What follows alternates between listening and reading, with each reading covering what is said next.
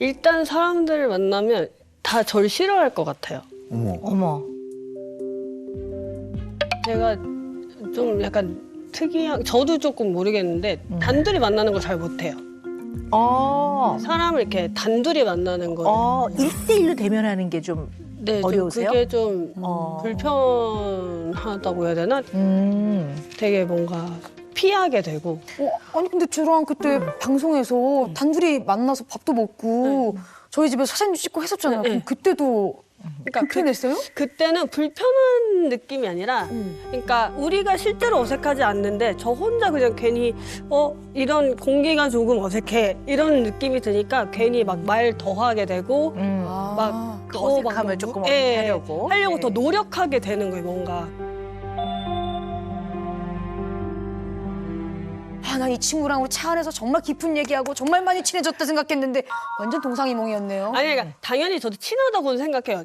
언니는 되게 친하고 저도 되게 좋아하는데, 그때 그러고 나서 언니가 따로 이제 방송 말고 집에 놀러 가라고 밥 해준다고 저 진짜 가고 싶었거든요. 네. 진짜 가고 싶었는데 왜 연락을 안 했어 근데? 근데 혼자 못 가겠으니까, 그래서 진짜 가고 싶어서 언니한테서 신랑이랑 같이 가겠다고 그랬잖아요. 근데 또 그때 신랑이 또 막 일하느라고 시간이 안 되고 해가지고 신랑이랑 같이 못 가니까 같이 갈 그 마땅한 사람을 못 구해서. 어머머머. 그래서 제가 되게 오랫동안 지낸 그 무리의 친구들이 있어요.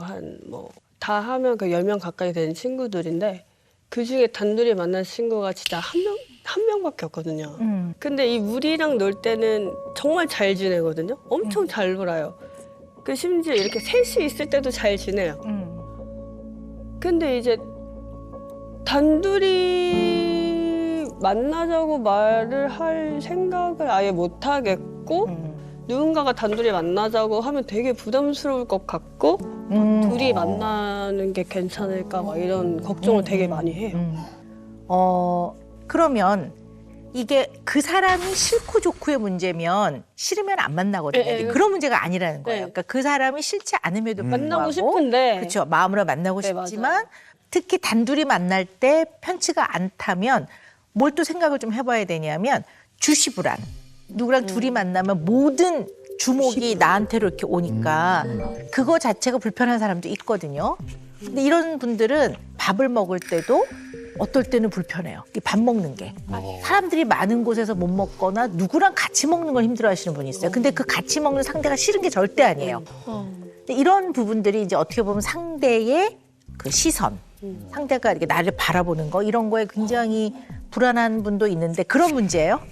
그건 아니죠. 자, 그러면 또 어떤 생각을 좀 해봐야 되냐면 뭔가 사람한테 뒤었어. 아주. 인간이라면 아주 아우 인간 징글징글해. 이런 면 있으세요? 그런 거 같긴 해요.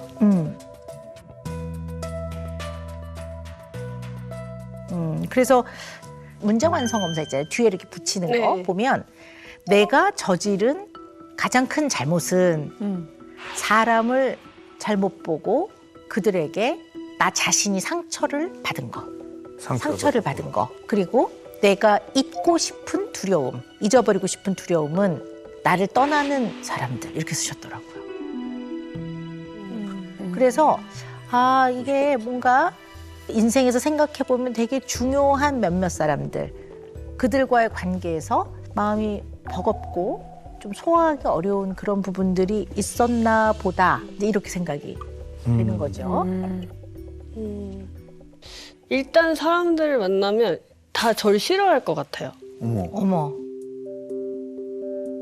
그냥 네. 처음 보는 사람도 일단 이 사람은 날 별로 안 좋아할 거라는 거를 그냥 약간 깔고 어느 순간부터 다 그렇게 느껴지더라고요. 그냥. 그러니까요. 너무 중요한 부분인 것 같아요. 우리 허니제이 씨는 말씀을 쭉 들어보니까요. 저 사람이 싫어하면 어떡하지? 이런 마음이 들면 완벽하게 친한 사람을 빼놓고는 둘이 만나는 게 얼마나 어색하겠어요.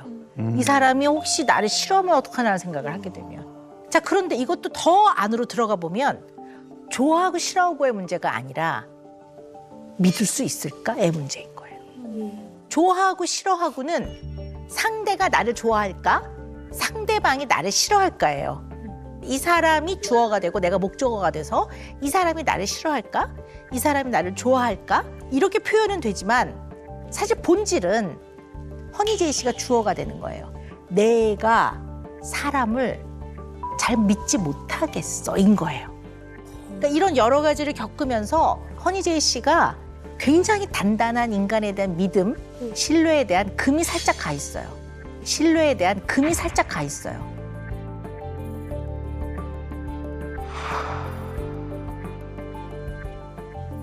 그런 면이 있는 것 같아요, 지금. 그런 면이. 이게 어쨌든 제 직업적으로 만나는 사람들이 정말 많았어요. 그러니까 그렇겠죠. 제가 23살 때부터 레슨을 해서 그냥 레슨생만 해도 거의 1000명 가까이 되더라고요. 어우, 생각해보니까. 네. 그렇게 많은 레슨생들도 있었고, 그리고 뭐 친구들도 그렇고, 어쨌든 아는 사람이 굉장히 많고, 제가 나름대로 전 되게 친화력이 되게 좋다고 저는 생각을 스스로 하고 컸거든요. 그래서 되게 잘 지냈었어요. 근데 이제 뭐 오해가 있었든 뭐 어떤 상황이 있었든 해서 이제 저를 이렇게 떠나게 되는 사람들이 이제 생겼거든요. 근데 이게 뭐 한두 명이면 사실 그럴 수 있겠지 하는데 이게 좀 계속해서 지속이 되고 심지어 얼마 전에도 이제 팀이었던 멤버들 중에 이제 또 이렇게 나간 친구들이 또 있어요. 그런 거를 보면서 제 스스로 아, 내가 뭐 잘못했나라는 생각을 하면서도 상처를 당연히 받죠, 제가. 알겠어요. 우리 허니제이 씨는 완벽에 가까울 정도로 상대한테 잘해줬어요. 그러면 안 떠날까요? 상대가? 그럴 거로 생각하세요? 사실 나가는 게 싫은 게 아니에요. 나가는 거는 그럴 수 있다고 생각해요, 저도.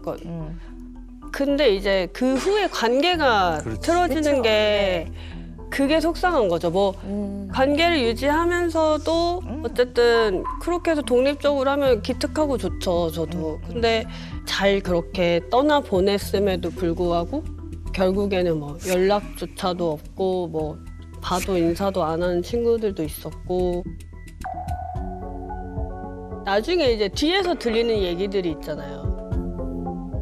나 허니제이 단물 쏙 빨아먹고 팀 나갈 거야. 이렇게 얘기를 하는 거를 듣고 이제 그때 너무 큰 실망을 했고 저는 너무나 가까운 사람들이니까 뭔가 그런 사람들이 떠나면서 오히려 너무 가까운 거리보다 조금 떨어져 있는 게 좀 오래 이 사람들을 볼 수 있지 않을까라는 생각도 좀 하고 가깝게 지냈던 누군가가 떠나는 것이 잘 마음에서 안 받아들여지세요?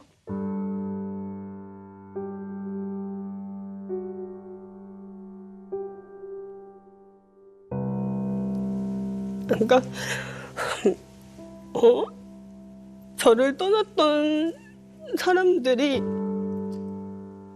사실 솔직하게 말을 안 해줘요. 그러니까 저의 문제점이라든지 그런 거를 솔직하게 말을 해주지 않더라고요. 그 말을 할 상황도 아니고 사실. 그러니까 저는 혼자 생각할 수밖에 없거든요. 근데 또 어떠한 사람들이 제 곁에서 제가 의식하지 못한 상태에서 했던 행동들 때문에 저랑 가까이 지내다가 또 멀어질 수도 있을 것 같기도 하고 저도 어쨌든 간에 제가 모르는 어떤 실수라든지 뭐 그런 부분이 있었기 때문에 뭐 그런 일이 발생했을 거라고 생각해요. 근데 잘 모르겠거든요, 저는. 왜냐면 저는 아기를 가지고 어쨌든 상대방에게 뭐 대한 적이 없었고 그리고 인간관계에 문제가 생겼을 때 사실 풀려고도 나름 노력을 많이 했었고 근데 그걸 모르는 상황에서 누군가가 또 느끼고 저를 떠날 수도 있으니까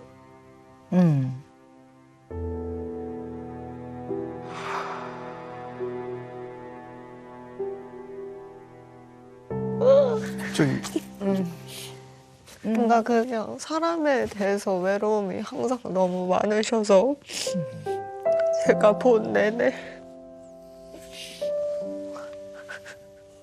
그래서 그냥 이런 상처가 있다는 걸 제가 알아도 사실 그렇게 크게 그거에 대해서 얘기하거나 뭐 그거에 대해서 반응하거나 막 그러지 않거든요, 저는. 그게 좀 힘들었던 시절이라고 생각을 해서. 제인 씨가 봤을 때는 언니가 외로워 보였나 봐요. 네, 제가 봤을 때는 그랬어요. 그냥 쌤 자체가 좀 외로움이 많아서 뭔가 사람한테 좀 기대고 싶어 하시는 경향이 있는데 어쨌든 뭐 일적인 부분에서는 커리어도 대단하시고 성격도 세시지만 그 외에는 되게 너무 여린 그런 상태인 거죠. 제가 봤을 때는. 그래서 지금 제자인 제인 씨가 말씀하신 것 중에 굉장히 의미 있는 거는 굉장히 많이 외로웠던 것 같다는 건 굉장히 중요한 부분인 것 같아요. 그러니까 우리 허니제이 씨가 헤어진다는 표현을 안 쓰시잖아요. 떠난다고 얘기를 하잖아요. 이제 저를 이렇게 떠나게 되는 사람들이 저를 떠났던 사람들이 누군가가 또 느끼고 저를 떠날 수도 있으니까. 그러니까 떠난다는 거는 남겨지고 약간 버려지는 거죠. 버려두고 가버리는 거니까. 그러니까 제 얘기는 누군가가 독립해서 나가든 또는 우리가 좀 관계가 처음하고 좀 달라져서 떠나는 것 자체에 대한 굉장한 두려움이 있는 것 같아요.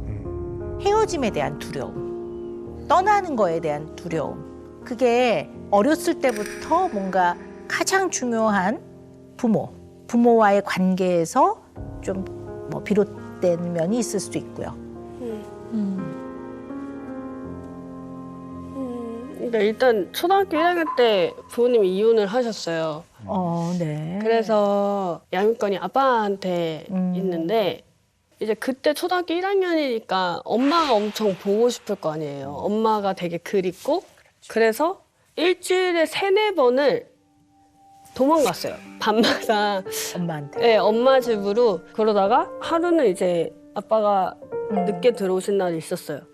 그래서 편지로 아빠랑 1년 살았으니까 엄마랑 1년 살고 올게 이러고 동생 손을 잡고 엄마 집으로 갔죠. 근데 그러고 쭉 이제 엄마랑 살게 된 거예요. 근데 이제 그때는 이해를 못했죠. 아빠가 왜 연락을 하면 답장이 온 적이 한 번도 없고 어릴 때 전화를 해도 한 번도 받은 적이 없어요. 근데 되게 아빠에 대한 사랑이 좀 분명하게 있었고 저도 아빠한테 어릴 때 되게 사랑을 많이 받고 자란 거를 알고 있었거든요. 그래서 항상 그 아빠에 대한 뭔가 그런 그리움이 있었던 것 같기는 해요. 근데 저 30쯤 돼서 이제 연락을 가끔씩 하게 되고 그렇게 조금씩 이제 관계가 이렇게 쌓이려고 하는데 이제 제가 결혼을 하고 싶은 사람을 만났고 이건 또 다른 상처가 됐는데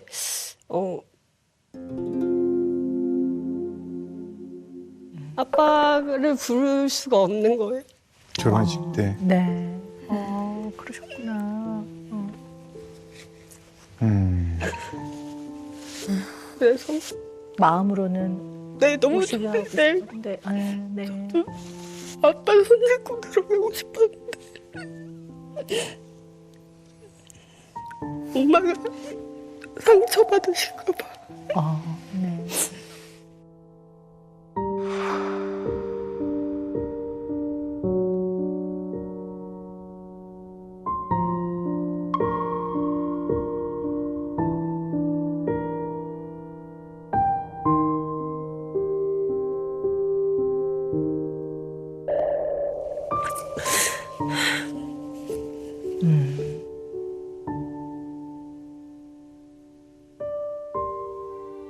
아빠에 대한 좀 그리움이 있었던 것 같기는 해요. 그냥 어릴 때부터 뭐 마냥 그냥 밝게 커서 저도 잘 몰랐는데 나중에 커서 생각해 보니까 아빠에 대한 그리움이 좀 있었구나 하고 아빠를 만나면 눈물이 나는 거예요. 어릴 때부터 명절에.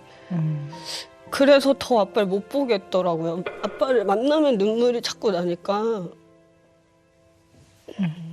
요즘은 연락을 하고 지내세요?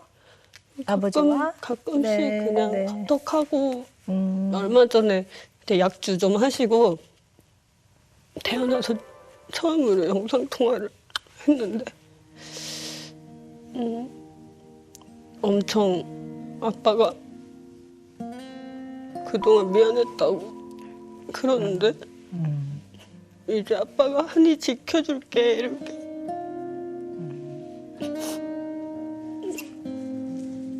그랬는데 어쨌든 결혼식도 초대 못하고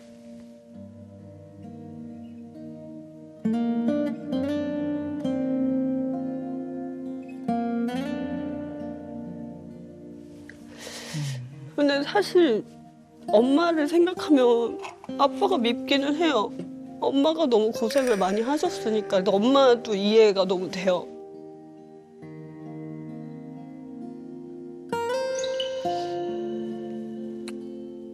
그래도 저를 키워준 건 엄마니까 아빠보다는 엄마를 더 생각해서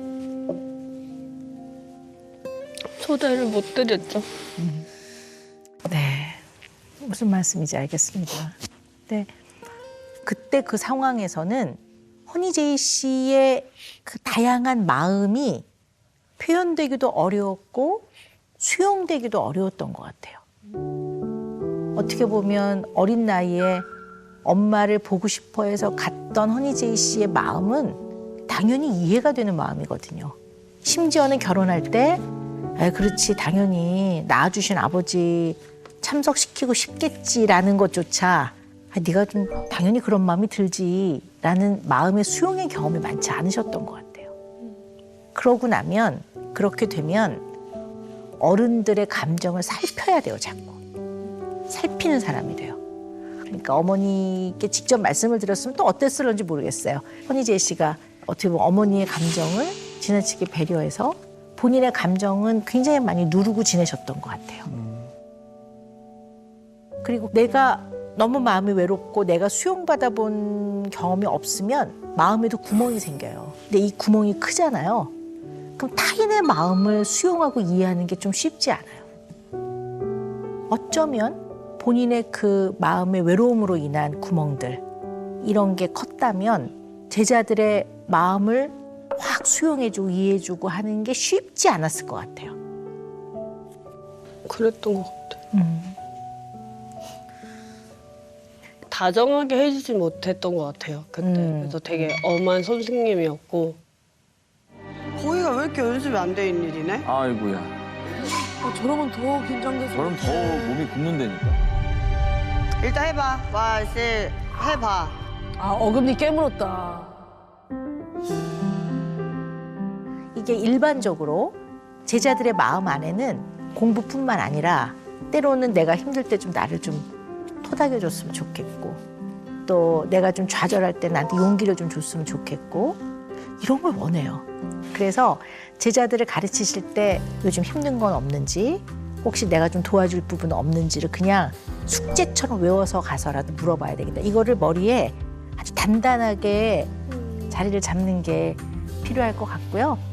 더군다나 이제 엄마가 됐기 때문에 아이의 마음을 수용하는 게 굉장히 아이들 정서 발달에 중요하기 때문에 아이의 마음을 궁금해하고 아이가 뭐에 관심이 있는지 뭐는 좀 힘들어하는지 끊임없이 관심을 가지고 물어봐주고 아이랑 소통하고 네, 이런 것들을 해나가면서 아이가 역시 우리 엄마 내 마음을 그래도 좀 잘 알아.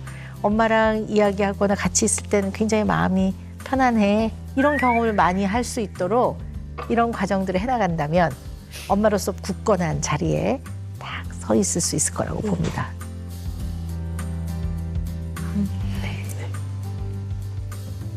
알겠습니다.